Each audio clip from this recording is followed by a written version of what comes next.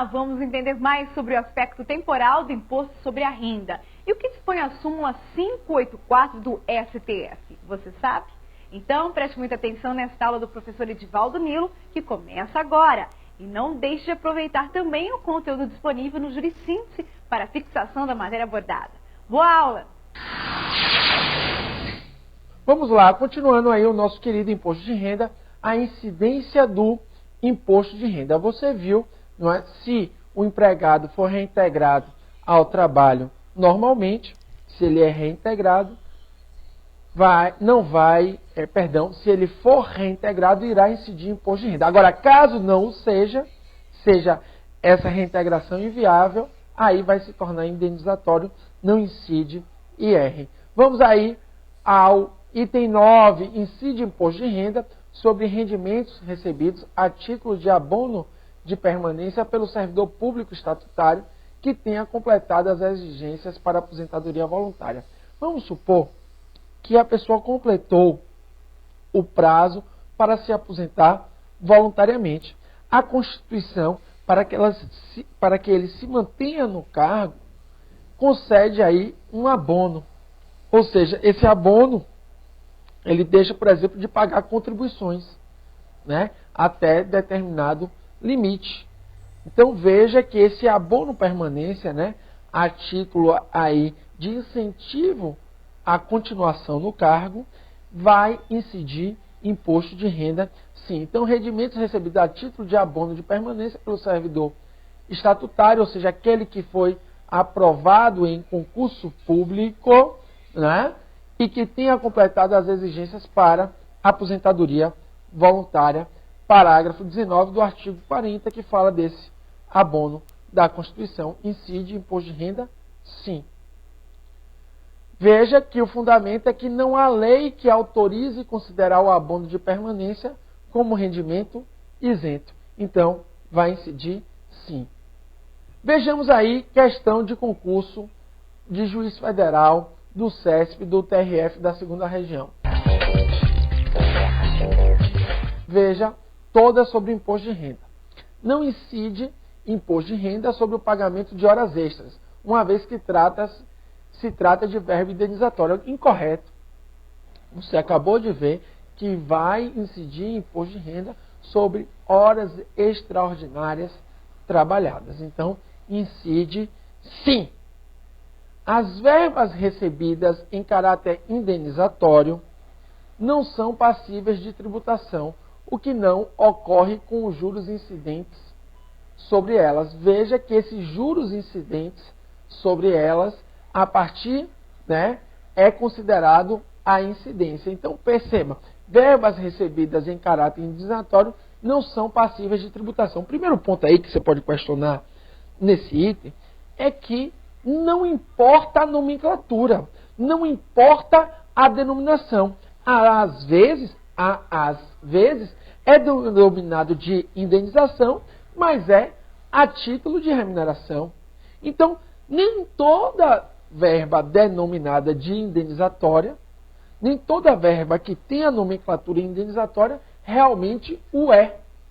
Então, veja, você viu um exemplo da indenização especial que a pessoa recebe por ter prestado altos serviços à empresa. Na verdade, essa indenização especial não é indenização, é uma verba remuneratória extra, incide imposto de renda. Então, não importa o nome iuris, não importa o nome iuris, não importa a denominação, não importa a nomenclatura, o que importa é a essência. Então, vai se verificar se aquilo constitui renda ou não. Então, o primeiro ponto a esse item é que verbas recebidas em caráter indenizatório tem que ver, na verdade, a natureza da verba. Que verba é essa? Aqui está muito aberto. Ok? Então, foi considerada falsa esta alternativa. Na mesma prova, né, de juiz federal, considerou a seguinte questão. As verbas pagas quando da rescisão de contrato de trabalho sem justa causa, não estão sujeitas à sua incidência, por terem caráter indenizatório, o que não se dá com a quantia que ultrapassar tais limites por liberalidade do empregador. Questão perfeita. Veja que verba a título de caráter, né, que a pessoa recebe em decorrência de rescisão, né, do contrato de trabalho sem justa causa, é indenizatória na sua essência e não vai incidir imposto de renda. Todavia, contudo, porém, quando é uma verba por mera liberalidade do empregador, vai incidir IR. Portanto, esta alternativa está perfeita, correta. Beleza? Pessoal, vamos agora trabalhar com o aspecto temporal do imposto de renda. Vamos iniciar esse aspecto temporal, né, que é o momento da ocorrência do fato gerador do IR, com a súmula 584, que ainda tem sido aceita pelo STF. Veja o que diz a súmula 584. De redação realmente tortuosa, né, muito criticada pela doutrina, mas o STF tem aplicado essa súmula tanto ao imposto de renda, pessoa física, também tem aplicado essa súmula à contribuição social do lucro líquido. Existem várias decisões ainda nesse sentido, apesar de ser um tema polêmico. Claro que estamos falando nos dias de hoje.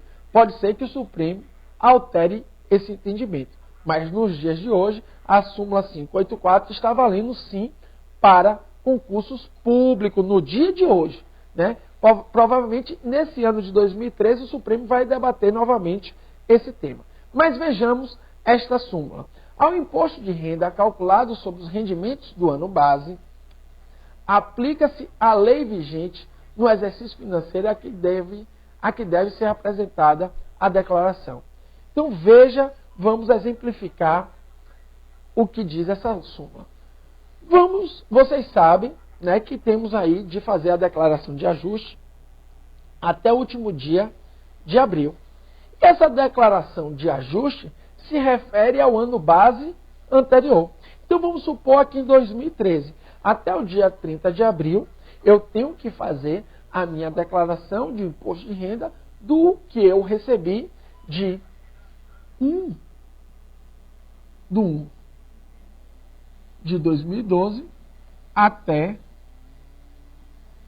31 de 12 de 2012.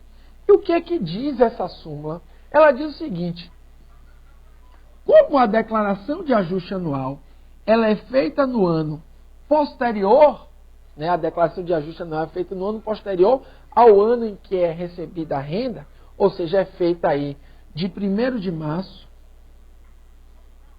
de 2013 até 30 de abril de 2013. Ela diz o seguinte: se ocorrer um aumento no imposto de renda no ano da declaração de ajuste anual, esse aumento do imposto de renda pode se aplicar ao ano base anterior.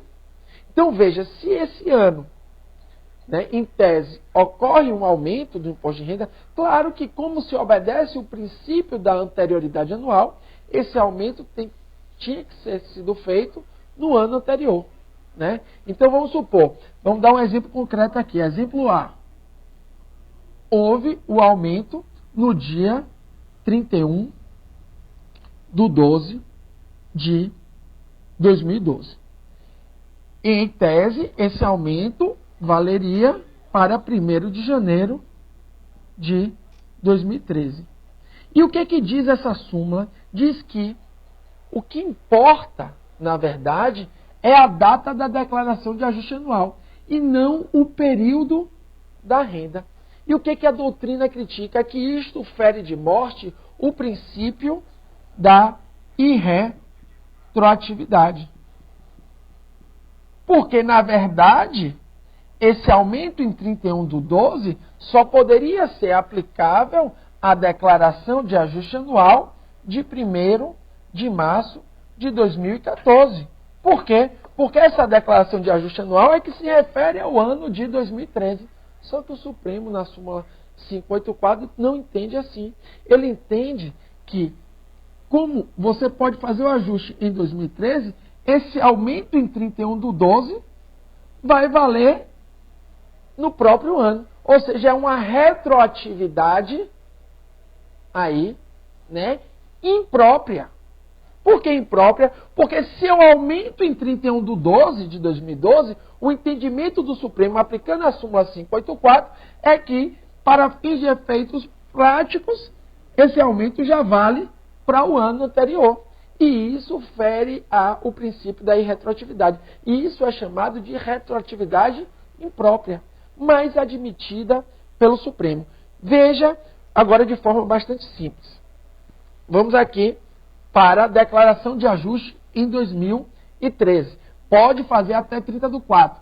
Veja que a lei que está vigendo aqui em 2000, né, se aqui houver um aumento, vai poder retroagir. Então veja nesse exemplo que eu dei, se o aumento ocorreu em 31/12 de 2012, veja que esse aumento já vale a partir de 1º de janeiro. Por quê? Porque a declaração de ajuste anual é em 2013. E isso se chama retroatividade imprópria. E na súmula 584 é permitida pelo Supremo Tribunal Federal. Então leia de novo comigo a súmula. Ao imposto de renda calculado sobre os rendimentos do ano base, né, por exemplo, aqui rendimento de 2012, aplica-se a lei vigente no exercício da declaração de ajuste anual. Então veja que uma lei que foi o imposto que foi aumentado de renda no dia 31/12, já vai valer a partir de 1º de janeiro do mesmo ano. Por quê? Porque exatamente o nosso querido imposto de renda, ele tem fato gerador periódico. E o que é esse fato gerador periódico? O fato gerador dele, segundo a doutrina, é em determinado período. Esse fato gerador periódico também é chamado de fato gerador complexivo. É a mesma coisa. Também é chamado complexivo por Amilcar Falcão de Araújo, um grande tributarista baiano que já faleceu, né, que tem um livro muito importante para a nossa doutrina tributarista, denominado de fato gerador, né, e também é chamado de complexo. Então, o fato gerador do imposto de renda é chamado de periódico, complexivo ou complexo, porque o fato gerador do imposto de renda da pessoa física é de 1º de janeiro do ano até 31/12. Então, veja que com essa súmula do STF, se há o aumento, na prática, em 31/12, ele retroage. É uma retroatividade imprópria. Então veja que o imposto de renda tem fato gerador periódico, complexivo ou complexo. Aí, imposto de renda, tanto pessoa física. Veja que no caso do imposto de renda pessoa jurídica, normalmente o período de apuração é trimestral e o da pessoa física é anual. Já o fato gerador simples, que é o da maioria dos tributos, acontece o fato, incide o tributo. Já o fato gerador permanente, ele permanece de forma constante a todo ano. Continuamos esse assunto em breve. Depois das explicações do professor Edivaldo Nilo, com certeza você já pode responder questões de concurso referentes a esses assuntos. Explore também seu aprendizado no quiz e utilize como forma de fixação da matéria abordada. Até a próxima!